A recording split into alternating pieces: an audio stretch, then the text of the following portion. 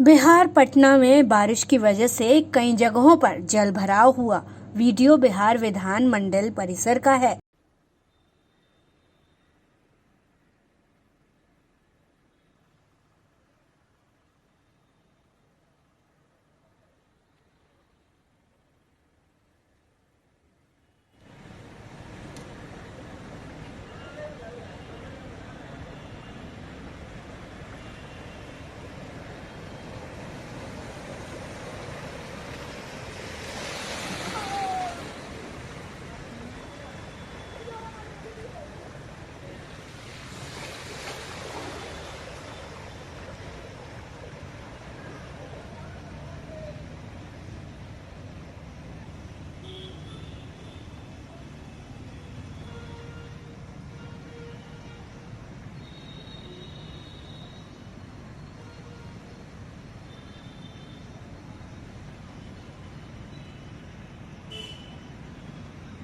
कानपुर में आए धर्मांतरण के मामलों में जहां एक तरफ पुलिस की टीमें लगातार धर्मांतरण का शिकार हुए बच्चों को घर पहुंचा रही है, वहीं दूसरी तरफ लगातार नए नए मामले सामने आते जा रहे हैं। शहर में धर्मांतरण गैंग का शिकार बना आदित्य यानी अब्दुल खुद इस्लामिक ट्रेनर बन गया था। आदित्य के दिमाग में पहले हिंदू धर्म के प्रति जहर भरा गया और फिर यही काम वो अपने साथ पढ़ने वाले साथियों के साथ करने लगा। आदित्य ने अपने साथ पढ़ने और खेलने कूदने वाले 2 बच्चों को धर्मांतरण गैंग के इशारे पर टारगेट पर लिया, जिसमें कानपुर के गोविंद नगर में रहने वाला तुषार सिंह नाम का भी 7वीं क्लास का बच्चा था। तुषार लगातार आदित्य के संपर्क में था। आदित्य यानी अब्दुल तुषार के घर भी आया जाया करता था। कई घंटे दोनों पार्क में बैठकर बातें और वीडियो कॉल में किसी से बात भी किया करते थे। दरअसल मामला करीब 1.5 साल पहले तब खुला जब तुषार की मां संगीता को ये पता चला कि तुषार 3-4 दिनों से पूजा घर में भगवान के सामने दिया नहीं जला रहा। तुषार की मां ने बताया कि वो इस्लाम कबूल करना चाहता है। बेटे की बात सुनकर वो चौंक गई। इससे पहले तुषार ने ऐसी बातें कभी नहीं की थी। तुषार की मां ने फौरन इसकी पड़ताल शुरू की और तुषार के दिमाग में भरे गए हिंदू धर्म के प्रति जहर को साफ करना शुरू किया। तुषार की मां ने नाराज होकर खाना छोड़ दिया। आखिरकार तुषार मां को मनाते हुए ठीक हो गया है। उसकी मां का कहना है कि वो आदित्य को एक अच्छा लड़का समझती थी, लेकिन जब उन्हें उसके इरादे का पता चला तो डर गई। तुषार की मां ने ये भी बताया कि वो शरीर से पूरी तरह से बीमार है। उन्होंने ये भी बताया कि बेटे को परिवार की मदद और नौकरी के साथ साथ मां का इलाज कराने का भी जायजा दिया जा रहा था। चेहरा भी इसका ब्लर हो गया है। हम तो आपका भी चेहरा ब्लर रहा है। इसकी चेहरा ही नहीं है। 17 साल है। हाँ, तो फिर नाबालिग अपने आप समझ लीजिए चेहरा ही नहीं समझे, हम तो इन सब चीज़ों से डर रहे थे, रो रहे थे उनको इम्तिहान के। ये सब चीज़ें भैया कभी बीमार है, वैसे नहीं है तुम्हारे पास। हिसाब में लालच दिया कि आज हमारे पास तुमको बाइक और ये सब हो जाएगा, मेंटेन कर देंगे तो तुम्हारे देंगे, यही लालच। ये तो ये भैया लोग के साथ उठता बैठता है, ये लोग बातें करते रहते होंगे। वैसे पढ़ने में अच्छा है, खेल कूद में अच्छा है, सब चीज में होशियार है। खेलने में होशियार है। तो ये बच्चों के साथ यहाँ खेलता भी है, कई बच्चों साथ लोगों के साथ भी खेले। तो ये इन लोगों को सब कैसे संपर्क में आया, बात पूछा? वो स्कूल में टीचर का बेटा है और उस स्कूल में वो पढ़ता है। टीचर के बेटे क्या नाम है? वही आदित्य गुप्ता जो अब्दुल्ला बन गया। बेटा आपका कहाँ पर पढ़ता था, क्या किया जा रहा था बेटे के साथ? मेरा बेटा ज्योतिर्वदी विद्यालय में पढ़ता था। वहाँ का एक बच्चा आदित्य गुप्ता है जो इसको कहता था कि आप मुसलमान बन जाओ, मुसलमान में आपको खूब अच्छा सा पैसा मिलेगा, नौकरी मिलेगी, आपके घर की स्थिति सही नहीं है, अगर आप मुसलमान बन जाओगे, धर्म परिवर्तन कर लोगे तो आपको वो नौकरी देंगे, हिंदू धर्म अच्छा नहीं है, मुस्लिम धर्म अच्छा है। यही सब इसको बताता था। व्हाट्सएप में बातें करते थे साइन लैंग्वेज में। मैंने जब इनको देखा उससे बातें करते हुए तो मैंने पूछा इनसे, तो ये बताने लग गए हमको कि ऐसी ऐसी बातें हैं। तो फिर मैंने इसको मोटिवेट किया कि नहीं, हिंदू धर्म हमारा ज़्यादा अच्छा है और मुस्लिम धर्म भी अच्छा है। उसका धर्म उनके लिए है, हमारा धर्म हमारे लिए है। तो बच्चा हमारी बात समझ गया। तक तो ये कहीं गया नहीं, अपने घर में ही रहा अपना। अब जब आपको ये पता लगा है कि एक गैंग पकड़ा गया है जो इस तरीके के बच्चों को अपना शिकार बनाते थे, तो क्या लग रहा है, कहीं ना कहीं से भय लग रहा है कि? हाँ भैया, हमको तो बहुत डर लग रहा है। अगर हमारा बच्चा कहीं चला जाएगा तो हम कहाँ से ढूंढ पाएंगे। हम तो खुद ही इतने परेशान हैं, हम बीमार हैं, बिस्तर में हैं, अपाहिज, समझिए एक तरह से अपाहिज ही हो गए जब बिस्तर में बीमार है। तो आपके पति भी नहीं है? हाँ मेरे है। और इस तरीके के बेटे के साथ किया जा रहा था। अगर ऐसा कुछ होता तो फिर तो हम इसको कैसे ढूंढते भैया। मेरे तो ऊपर कोई नहीं है, हम ही करता धरते हैं इनके। अच्छा, जो युवक था जो ब्रेन वॉश कर रहा था वो कौन है, क्या करता है? वो इसके स्कूल में पढ़ता था, उसका नाम आदित्य गुप्ता है, उसकी मम्मी उसी स्कूल में टीचर रहे, पढ़ाती थी। तो हम तो सोच रहे थे कि अच्छे लोग से संपर्क है, टीचर का बेटा है, पढ़ता है, बहुत अच्छा पढ़ा लिखा है, वो नौकरी भी करता था। उसने हमको अपना दिखाया भी कि हमको इतनी तनख्वाह मिलती है, चेक दिखाया उसने हमको। तो हमने कहा बहुत अच्छी बात है भाई, ऐसे बच्चे भी आगे करके नौकरी करते हैं, अच्छी शिक्षा हासिल करते हैं। तो हम इसको समझाते थे, देखो अच्छा पढ़ोगे, अच्छा लिखोगे तो अच्छी नौकरी तुम्हें मिलेगी, तो तेरे सहारे हम लोग हैं। फिर तुम अच्छी नौकरी करोगे तो हम तो तेरे ही पीछे। हम तो पहले जॉब करते थे, जब से बीमार हो गए बिस्तर पे ही। अच्छा, क्या पुलिस भी आई थी आपके घर पे इसकी जांच करने के लिए? हाँ आई थी पुलिस, इसको ले भी गई थी थाने में। तो फिर तब से ये डर गया था, तो इसने अपना फेसबुक अपना सब कुछ डिलीट कर दिया था। क्या मांग करते हैं पुलिस से? हैं? क्या मांग करते हैं? क्या इस तरह के गैंग जो है उन पर कार्रवाई होनी चाहिए? हाँ भी उनके पीछे कार्रवाई होनी चाहिए, सभी बच्चों को वापस अपने अपने घर आ जाए। सबके माँ बाप परेशान होंगे। हम तो ये चाहते जैसे मेरा बच्चा मेरे साथ, ऐसे सबके बच्चे, सभी बच्चे अपने माँ बाप के। महिला से मोबाइल और चेन लूटकर भाग रहे एक युवक को पब्लिक ने पकड़ा। पब्लिक के हत्थे चढ़े लुटेरे की जमकर हुई धुलाई। पब्लिक ने पिटाई के बाद लुटेरे को पुलिस को सौंपा। नौबस्ता थाना क्षेत्र के नौबस्ता चौराहे की घटना।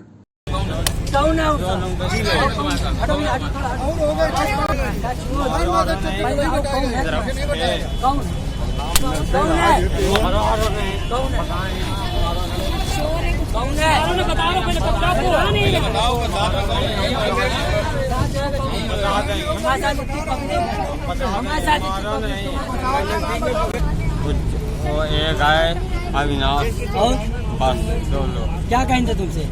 हमसे कहते भाई जाओ कुछ निकल आओ, हम तुमको पिला दे रहे हैं। तुम्हारा क्या नाम है? तुम्हारा क्या नाम है? सचिन पटेल। सचिन कहाँ रहते हो? गल्ला उनके। क्या करते क्या हो? चोरी करते हो? काम करते हैं भाई। कहाँ पे? बड़ा काम है उसका।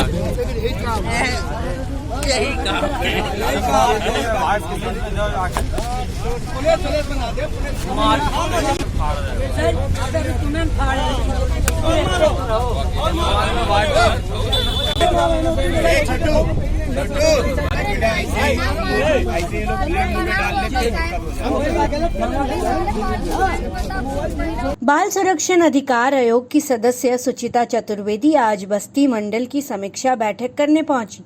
मंडल के कई अधिकारियों के साथ उन्होंने समीक्षा बैठक की। सुचिता चतुर्वेदी ने मीडिया से मुखातिब होते हुए कहा कि इस बैठक का मुख्य उद्देश्य कोविड से प्रभावित हुए परिवार के बच्चों जो निराश्रित हुए या अकेले बचे, उनके लिए मुख्यमंत्री द्वारा संचालित बाल सेवा योजना की समीक्षा की गई।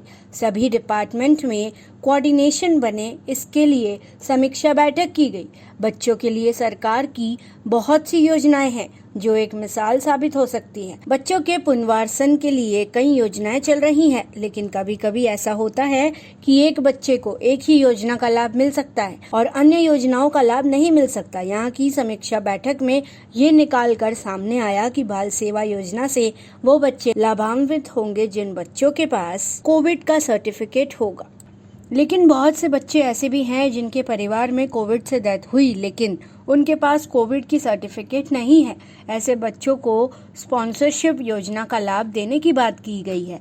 अगर वो बच्चे बाल श्रम विभाग से जुड़े हैं तो उन्हें बाल श्रम विद्या योजना से लाभ दिया जाएगा। अगर उनके पास राशन कार्ड नहीं है, विधवा पेंशन योजना और कन्या सुमंगला योजना है, तो जितनी भी सरकारी योजना कैसे भी किसी भी तरह से इन बच्चों को लाभान्वित करना है। बस्ती मंडल की यहाँ पर बैठक आयोजित की जा रही है। मुख्यतः जो कोविड के दौरान बच्चे निराश्रित हुए या एकल परिवार बचे, उनको लेकर माननीय मुख्यमंत्री जी द्वारा संचालित जो योजना है बाल सेवा योजना, उसकी ये समीक्षा बैठक है। यहाँ पर इसीलिए समीक्षा बैठक हो रही है कि सभी डिपार्टमेंट्स में एक कोऑर्डिनेशन बने। सरकार की बहुत सारी योजनाएं हैं जो बच्चों को लेकर, बच्चों के लिए एक मिसाल साबित हो सकती हैं। बच्चों को के पुनर्वासन को लेकर योजनाएं काफ़ी हैं, लेकिन कभी कभी ऐसा होता है कि एक योजना का ही लाभ मिल सकता है एक बच्चे को और अन्य योजनाओं का लाभ नहीं मिल सकता। जैसे यहाँ पर अभी जो समीक्षा बैठक चल रही है उसमें ये निकल के आया कि बाल सेवा योजना से वो बच्चे लाभान्वित होंगे जिन बच्चों को के पास कोविड का सर्टिफिकेट होगा, लेकिन बहुत से लोग ऐसे भी बच्चे हैं जिनके पास परिवार में कोविड से डेथ हो गई लेकिन उनके पास कोविड को लेकर कोई सर्टिफिकेट नहीं है। तो ऐसे बच्चों को स्पॉन्सरशिप योजना का लाभ देने की बात कही गई है। अगर वो श्रम विभाग से कहीं ना कहीं जुड़े हैं तो उनको बाल श्रम विद्या योजना से लाभान्वित करने की बात कही गई है। ये कहा गया है कि अगर उनके पास राशन कार्ड नहीं है, विधवा पेंशन योजना है, कन्या सुमंगला योजना है, तो जितनी भी सरकार की योजना है कैसे भी किसी भी तरह से इन योजनाओं से उन बच्चों को लाभ। जालौन पुलिस ने 10 दिन पहले हुए युवक के अपहरण व हत्या के सनसनीखेज मामले का किया खुलासा। पुलिस ने 2 आरोपियों को अवैध हथियार अपहरण में इस्तेमाल की गई कार व मृतक के बैग के साथ बुंदेलखंड एक्सप्रेस वे के पास से किया गिरफ्तार। आपको बता दें कि पूरा मामला जालौन के गोहन थाना क्षेत्र के ग्राम कुरसेड़ा का है। 10 दिन पहले 14 जून को आशीष नाम का एक युवक घर से फरीदाबाद में नौकरी पर जाने की बात कहकर घर से बाइक से निकला था और रास्ते में बदमाशों ने उसका अपहरण कर लिया और रात में घर वालों से 20,000 रुपए फिरौती की मांग कर डाली, जिस पर परिजनों ने आशीष के पेटीएम में 20,000 रुपये भेज दिए और उसके अगले ही दिन उन्होंने 50,000 की मांग की, जिस पर परिजनों ने पुलिस को पूरे मामले की जानकारी दी। पुलिस ने तत्काल मामले को गंभीरता से लेते हुए मुकदमा पंजीकृत कर मामले के खुलासे के लिए 7 टीमें गठित कर दी और सभी टीमें अपहृत युवक का पता लगाने में जुट गई। तभी 18 तारीख को पता चला कि थाना क्षेत्र पिल्लुआ जनपद अटा में एक व्यक्ति का शव मिला है, जिस पर पुलिस परिजनों के साथ मौके पर पहुंची शव की शिनाख्त आशीष के रूप में की। इसके बाद वे पुलिस ने आरोपियों को पकड़ने के लिए अपना जाल बिछाया और आज पुलिस ने अपहरण व हत्या में शामिल 4 अभियुक्तों में से 2 अभियुक्तों को अपहरण में इस्तेमाल की गई कार, अवैध तमंचा व आशीष के बैग के साथ गिरफ्तार कर लिया। आरोपियों ने बताया कि उन्होंने बाइक से जा रहे युवक आशीष को गाड़ी से कट मार कर गिरा दिया था और उसका अपहरण कर गाड़ी में डालकर ले गए थे और घर वालों से 20,000 रुपये की फिरौती मांगी थी, जो परिजनों ने आशीष के पेटीएम में डाल दिए थे, जिनको उन लोगों ने पेट्रोल पंप से कैश करवा लिया था और पकड़ने के डर से आशीष की हत्या कर दी थी और आज फिरौती की और रकम लेने के लिए जालौन आए थे। वहीं इस मामले में अपर पुलिस अधीक्षक ने बताया कि ये एक अपहरण व हत्या का ब्लाइंड केस था, जिसके खुलासे के लिए पुलिस की 7 टीमें गठित की गई थी और पुलिस को आज सफलता भी मिली। घटना में शामिल 2 अभियुक्तों को पुलिस ने गिरफ्तार कर लिया है, जबकि उनके 2 अन्य साथियों की पुलिस को तलाश है। जल्द ही उन्हें भी गिरफ्तार कर लिया जाएगा। ये थाना गोहन के ग्राम कुरसेड़ा के आशीष का अपहरण हो गया था 14 तारीख को। ये फिरोजाबाद में नौकरी करता था, प्राइवेट जॉब। तो ये 14 तारीख के शाम को निकला है और उसी वक्त उसको अपराधियों ने पकड़ लिया और उससे पेटीएम से, उसके घर फ़ोन करके पेटीएम से पैसे मांगे। तो उनके माँ बाप ने जो भी है पैसे दे दिया। 15 तारीख को उन्होंने थाने पे सूचना दिया और हम लोगों के जब बात संज्ञान में आई, तत्काल अभियोग पंजीकृत किया गया अपहरण का 364A में और इसकी तलाश की गई। हमारी सर्विलांस टीम, हमारी एसओजी थाना गोहन और तत्काल पुलिस अधीक्षक के नेतृत्व में 7 टीमें बनाई गई। वो 7 टीमें इस पर लग गई क्योंकि गंभीर मामला था। 16 तारीख को ये ग्राम थाना पिलुआ में जनपद एटा जीटी रोड के पास इसकी डेड बॉडी मिली और डेड बॉडी बुरी तरह मतलब ब्रूटली मर्डर किया गया था और चेहरे को शिनाख्त मिटाने का प्रयास भी किया गया था। उसके आगे की कार्रवाई की गई और ये जहां पैसे इन्होंने पेटीएम के जरिए नगद पैसे में बदलने के लिए petrol pump Agarwal petrol pump वहीं जीटी रोड पे, तो वहां जाकर के उनके कर्मचारियों को धोखे से कि हमें डीजल भराना है और इस तरह से हमें नगद पैसे दे दो, तो उसको उन्होंने नगद पैसे लेकर के पेटीएम में उनके ट्रांसफर कर दिया। हालांकि हम लोगों को शक हुआ था पहले कि यही लोग तो नहीं है, लेकिन वो बात सही नहीं थी, उनसे धोखा दिया गया। वहाँ सीसीटीवी फुटेज वगैरह खंगाली गई तो रेनॉल्ट लाजी कार यूपी 93 AE 9991 उसकी फुटेज आ गई। फिर ये टीम हमारी लग गई थी, इसमें 5-7 टीमें बनाई गई थी, सब टोल टैक्स से लेकर के सारा रूट और सर्विलांस टीम लगा के लोकेशन वगैरह निकाला गया। इसमें 2 अपराधी आज कल मुठभेड़ में 24/6/2021 को कल 11:30 बजे मुठभेड़ हुई पुलिस से, जिसमें 2 अभियुक्त अजय उर्फ अल्लाह यादव पुत्र अशोक निवासी ग्राम बबाइन खैरगढ़ जनपद फिरोजाबाद और गोविंद हरी उर्फ कल्लू पुत्र सौरभ राय हसनपुर थाना रायगढ़ जनपद फिरोजाबाद, ये दोनों वहीं के हैं। और जो रेनॉल्ट कार प्रयोग हुई थी वो बरामद हुआ है। इनके पास से 2 देसी अदद तमंचा 315 बोर और जिंदा कारतूस 2 और खोखा कारतूस 3200 रुपये नगद, ये जो रेनॉल्ट कार है जिसका यूज किया था इन्होंने अपहरण में। और मृतक का बैग भी मिल गया है जिसमें उसके पैन कार्ड, आधार कार्ड, सारी सामग्री मिल गई है। इनके 2 दोस्त हैं जिनके खिलाफ थाना उत्तरा फिरोजाबाद में काफी मुकदमे, हार्डकोर के लुटेरे हैं फिरोजाबाद के। ये दोनों भाई है, प्रदीप उर्फ भूरा पुत्र रविंदर यादव ग्राम जैतपुरा थाना एका फिरोजाबाद, और उसी का भाई है करुआ उर्फ संदीप निवासी ग्राम जैतपुरा थाना एका जनपद फिरोज। ये दोनों भाई हैं, हार्डकोर क्रिमिनल है।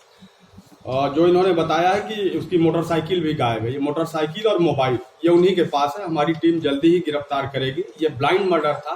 एसओजी थाना गोहन और हमारी जो टीम थी उसमें कुलभूषण सर्विलांस सेल, रामवीर सिंह और हमारे तमाम इसमें आरक्षी। मृतक का क्या संबंध है? क्या वजह, हत्या की वजह क्या? हत्या की वजह शुद्ध ही अपराध है। ये अपराधी किस्म के लोग हैं जिनका नाम मैंने बताया, प्रदीप उर्फ भूरा और करुआ, ये हार्डकोर क्रिमिनल हैं और ये दोनों इनके साथ गैंग में शामिल थे।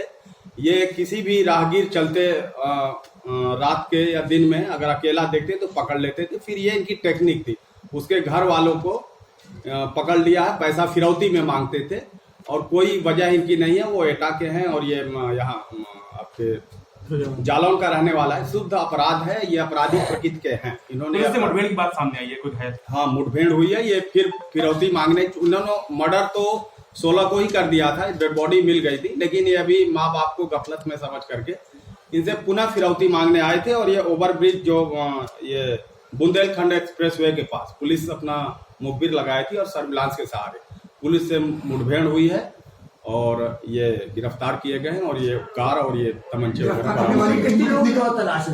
2 लोगों की और तलाश है जिनके पास मोटरसाइकिल और उसका मोबाइल है। वो दोनों हार्डकोर क्रिमिनल हैं, वही दोनों भाई हैं, उनकी तलाश चल रही है। हम उनको अति शीघ्र गिरफ्तार करेंगे। गिरफ्तार करने वाली टीम को बिल्कुल 25,000 रुपए का इनाम हमने पुलिस अधीक्षक महोदय से बात कर लिया है। इनको पूरी टीम को जो सराहनीय काम किया इस जनपद के लिए, ये प्रतिष्ठा का प्रश्न था और इस प्रतिष्ठा को इस टीम ने बचाया है। इनको 25,000 रुपए का इनाम दिलवाया जाएगा। मथुरा गिरिराज धाम गोवर्धन के शौक बाईपास पर स्थित कॉलोनी में 25 जून को लोकतंत्र सेनानी दिवस के रूप में मनाया गया। कार्यक्रम में अतिथियों द्वारा ध्वजारोहण कर स्वर्गीय लोकतंत्र स्वतंत्र सेनानी राधेश्याम मेंबर की प्रतिमा पर माल्यार्पण कर लिया गया। वहीं रवि कुमार वर्मा पत्रकार ने आए हुए अतिथियों का गले में दुपट्टा डालकर स्वागत सम्मान किया। वहीं सियाराम शर्मा ने अपने विचार व्यक्त किए। कार्यक्रम को संबोधित करते हुए सामाजिक कार्यकर्ता मनीष लंबरदार ने कहा कि 25 जून को देश में आपातकाल घोषित किया गया था, जिसको भारतीय इतिहास का काला दिन माना जाता है। इस अवधि में लोकतंत्र के उच्च मूल्यों, आदर्शों एवं मर्यादा के साथ खिलवाड़ किया गया था।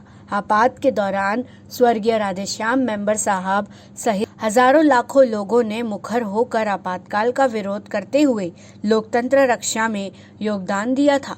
लोकतंत्र के रखवालों का लोकतंत्र सेनानी बनकर ऐसा सैलाब उमड़ा कि जेलों में जगह नहीं बची। आखिरकार कुर्सी को बचाने वाले लोकतंत्र की हत्या करने वाली सरकार को झुकना पड़ा। वहीं गोवर्धन के चेयरमैन खेमचंद शर्मा ने कहा कि देश के हजारों लोकतंत्र सेनानियों का बलिदान के चलते हम लोकतंत्र को बहाल करा सके। लोकतंत्र के ये सेनानी आज जीवन के आखिरी पड़ाव पर हैं। कुछ सत्ता भोग रहे हैं, कुछ अपना वही आम आदमी का जीवन जी रहे हैं। उन्होंने कहा कि भविष्य में ऐसी कोई सत्ता कुर्सी की लालच में अपना अंचलन में मत पालने जो लोकतंत्र की हत्या कर दे। भारत की आत्मा को जिंदा रखने के लिए लोकतंत्र बेहद जरूरी है। इस मौके पर गोवर्धन थाना प्रभारी प्रदीप कुमार गोवर्धन, चेयरमैन पंडित खेमचंद शर्मा, सामाजिक कार्यकर्ता मनीष लंबरदार, हरिओम शर्मा, एडवोकेट दोरीलाल मेंबर, सियाराम शर्मा, श्याम सुंदर उपाध्याय, रवि वर्मा पत्रकार, गौरव, लक्ष्मण स्वरूप, ओम प्रकाश, अशोक कुमार, बौद्ध राम, डॉक्टर मुकेश सैनी, भगवान सिंह, दुल्हे राम, लीला बाबा, राजू, ठेकेदार आदि लोग मौजूद रहे। सर, आज ये कार्यक्रम हुआ है, आज लोकतंत्र सेनानी दिवस है, आप सब लोग उपस्थित हैं, क्या कहना चाहेंगे इस बारे में? 25 जून का दिवस जो है, इस दिन देश में जो है इमरजेंसी आपातकाल लागू कर दिया गया था। तत्कालीन सरकार ने जो है अपनी सत्ता को बचाने के लिए जो है ये इमरजेंसी लागू कर दी, जिससे लोकतंत्र का हनन हुआ था और इस दिवस को काले दिवस के रूप में मनाया जाता है। इस घटना के विरोध में पूरे देश में से आंदोलन की प्रक्रिया शुरू हुई और इसी के साथ गोवर्धन में भी तमाम सामाजिक कार्यकर्ता थे, सामाजिक लोग थे जिन्होंने जो है सरकार के इस निर्णय का विरोध किया था, जिनमें से स्वर्गीय श्री राधेश्याम मेंबर साहब, जिनके आज कार्यक्रम में लोकतंत्र दिवस के रूप में आज इनकी समाधि पर हम लोग मना रहे हैं। इसी प्रकार से गोवर्धन से ही प्रथमचंद जैन साहब हैं, और से आखेराम कौशिक जी हैं, फूलचंद जैन साहब हैं, इधर से 10 वैसे से विनोद शर्मा जी हैं, और भी देवकीनंद कुम्हिरिया जी हैं, बलदेव मित्तल जी हैं। ऐसे ही दर्जनों कार्यकर्ताओं ने यहाँ से भी गोवर्धन से हुंकार भरी थी और ये लोग जेल गए थे, जिनको लोकतंत्र सेनानी का दर्जा सरकार ने अभी पहली सरकार ने प्रदान किया था। तो ऐसे लोगों को हम लोग नमन करते हैं और इनसे ये प्रेरणा लेते हैं कि अपने अधिकार के लिए, लोकतंत्र की रक्षा के लिए, देश की रक्षा के लिए हर समय हर नागरिक को सजग रहना चाहिए और अपने कर्तव्य के लिए, निर्वहन के लिए संघर्ष। तो आज का जो कार्यक्रम है आपने शिरकत की है, क्या कार्यक्रम है? क्या आज के दिन 25 जून 1975 को हमारे देश भारत में आपातकाल लागू हुआ था। उसी के तहत हमारे बहुत से नेतागण लोकतंत्र की रक्षा के लिए जेल में डाल दिए गए। उसी कड़ी में आज लोकतंत्र सेनानियों की याद में ये लोकतंत्र दिवस मनाया गया है, जिसमें कि हमारे कस्बे के पूर्व चेयरमैन श्री राधेश्याम जी उस दौरान जेल यात्रा पर गए थे। उन्हीं की याद में आज लोकतंत्र सेनानी दिवस मनाया गया है, जिसमें श्री रवि जी के प्रयासों से हमारे कस्बे के सभी वरिष्ठजन उपस्थित हुए। उसमें मुझे भी आने का सौभाग्य प्राप्त हुआ।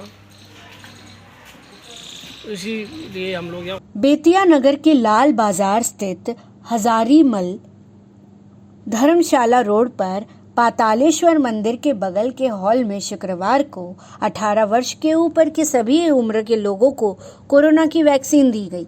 कार्यक्रम की शुरुआत नगर परिषद की निवर्तमान सभापति गरिमा देवी सिकारिया ने किया। इसी मौके पर मौजूद उन्होंने कहा कि कोरोना महामारी के विरोध राष्ट्रीय स्तर से जारी टीकाकरण एक महत्वपूर्ण अभियान है। इससे जुड़ने वाले 18 वर्ष से ऊपर के लोगों के लिए शरीर में रोग प्रतिरोधक क्षमता मानक स्तर तक पहुंच जा रही है।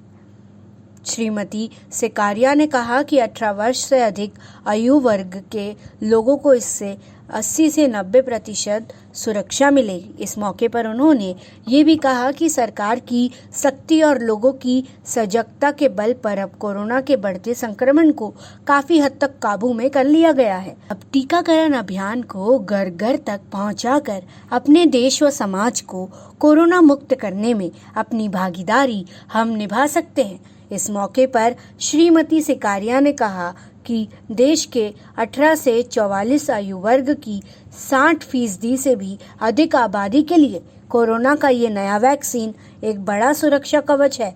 इसके प्रति समाज में जागरूकता फैलाना व हम सभी को अपना अपना योगदान देना जरूरी है। इस मौके पर नवेंदु चतुर्वेदी, शत्रुघ्न अग्रवाल, नवीन जोशी, रतन झुनझुनवाला, अनुराग चतुर्वेदी, जमादार इंदर कुमार आदि योजना को सफल बनाने में सक्रिय रहे। कोविड महामारी के दौरे में जेल में बंद कैदियों को पेरोल पर बाहर भेजने के निर्णय से जहां एक तरफ चोरी की घटनाओं में इजाफा हुआ, वहीं पुलिस ने फौजी के घर में हुई लाइसेंसी पिस्टल समेत नकदी जेवरात की चोरी की घटना का खुलासा करते हुए पुलिस ने ऐसे गैंग का खुलासा किया जिसे सुनकर आप भी हैरत में पड़ जाएंगे। यूपी के औरैया जनपद में दिव्यापुर थाना क्षेत्र रिटायर्ड फौजी विपिन जोकी विकास कुंज के रहने वाले हैं। विपिन अपने रिश्तेदारों के घर पर शादी समारोह में शामिल होने गए थे। वापसी में घर आकर देखा तो घर की हालत देखकर पैरों के नीचे से जमीन खिसक गई। ताला बंद घर में अज्ञात चोरों ने हाथ साफ करते हुए नकदी जेवर समेत लाइसेंसी पिस्तौल भी चुरा ली। पीड़ित की तहरीर पर पुलिस ने मामला दर्ज कर जांच शुरू कर दी। फौजी के घर में चोरी की घटना का खुलासा करने में लगी पुलिस को मुखबिर द्वारा मिली सूचना पर एक खंडहर नुमा मकान में दबिश देकर 2 शातिर चोरों बादल उर्फ पप्पू कंजड़ और छोटू उर्फ करिया कंजड़ को गिरफ्तार किया। पकड़े गए आरोपियों के पास से एक मोबाइल, एक लेडीज अंगूठी, एक चांदी का सिक्का, एक जोड़ी पायल समेत एक चोरी की पिस्टल व मैगजीन के 2 कारतूस भी बरामद किए। पुलिस के अनुसार पकड़े गए आरोपियों के ऊपर पहले से कई चोरियों के मामले दर्ज हैं। इनके फरार साथियों, जिनमें 2 महिलाएं भी हैं, उनकी तलाश की जा रही है। पकड़े गए आरोपियों समेत फरार 2 महिलाएं अपराधियों को कोविड महामारी के दौरे में पेरोल पर छोड़ा गया था। देखिए, दिव्यापुर पुलिस द्वारा एक चोरों का गैंग है, उसका भांडाफोड़ किया गया है और इनके 2 अभियुक्त, जिसमें से एक का नाम बादल है और एक का नाम छोटू है, उनको पकड़ा गया है। और ये दोनों पूर्व में भी चोरी के मुकदमों में जेल में निरुद्ध थे और अभी पैरोल पर छूट के बाहर आए थे। इन्होंने एक चोरी घटना यहाँ पर करी थी। उस चोरी घटना में एक लाइसेंसी पिस्टल भी थी जो इन्होंने चोरी करी थी। इसके साथ ही जो अन्य जवाहरात हैं जो घर से चोरी किए गए थे वो भी इन्होंने चोरी किए थे। कुछ कैश भी इन्होंने चोरी किया था। तो इनके पास से जो लाइसेंसी पिस्टल है वो भी बरामद की गई है। इसके साथ में जो सफ़ेद और पीली धातु के कुछ आभूषण हैं जो चोरी किए गए थे वो भी बरामद किए गए हैं। और इन्होंने अन्य चोरियां भी, जो विकास कुंज क्षेत्र है जहां पर उन्होंने ये चोरी कारित की थी, वहां पे उन्होंने अन्य चोरियों के बारे में भी जानकारी दी है। और इनके कुछ साथी भी हैं। इनमें प्रमुखता से जो ये बादल है उसकी बहन भी काफ़ी मेजर भूमिका निभाती है। ये लोग दिन में रेकी करते हैं, 7-8 दिन तक ये रेकी करते रहते हैं और फिर अपने पूरे टीम मेंबर्स को बुला के ये जो है वो इस काम को अंजाम देते हैं। ताला तोड़कर जो खाली घर पड़े होते हैं, जहाँ पर भी सुनसान घर होते हैं, वहाँ पर ये लोग चोरी कार्य करते हैं। जिला पंचायत अध्यक्ष चुनाव के लिए नामांकन करने पहुंची कांग्रेस प्रत्याशी। कलेक्ट्रेट में नामांकन प्रक्रिया के लिए भारी समर्थकों के साथ पहुंची सेवानिवृत्त PCS उर्मिला सोनकर। कांग्रेस पार्टी प्रत्याशी उर्मिला सोनकर को समाजवादी पार्टी ने भी समर्थन देकर बनाया है संयुक्त प्रत्याशी। कांग्रेस के SST आयोग के राष्ट्रीय उपाध्यक्ष पूर्व सांसद ब्रजलाल खाबरी की पत्नी है उर्मिला सोनकर। प्रत्याशी समर्थकों को पुलिस ने गेट पर रोका। जिला अधिकारी कार्यालय उरई का मामला।